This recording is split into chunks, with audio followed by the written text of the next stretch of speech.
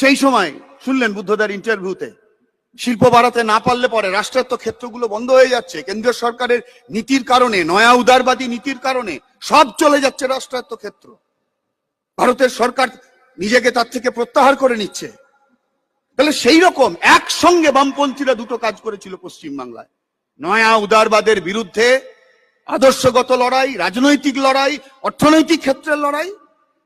আর পশ্চিমবাংলার মাটিতে যেহেতু জনগণ তাদের নিজেদের সরকার তৈরি করেছে, এই তীব্র কঠিনাইয়ের মধ্যে দাঁড়িয়েও কেমন করে খেটে খাওয়া শ্রমজীবী মানুষ আর ভবিষ্যৎ প্রজন্মের ভবিষ্যতের সম্ভাবনাকে বাঁচিয়ে রাখার জন্য কেমন করে একটু শিল্পের উদ্যোগ নেওয়া যায়, একটু কর্মসংস্থানের ক্ষেত্র তৈরি করতে পারা যায়, সে স্বপ্ন নষ্ট হয়ে গেছে।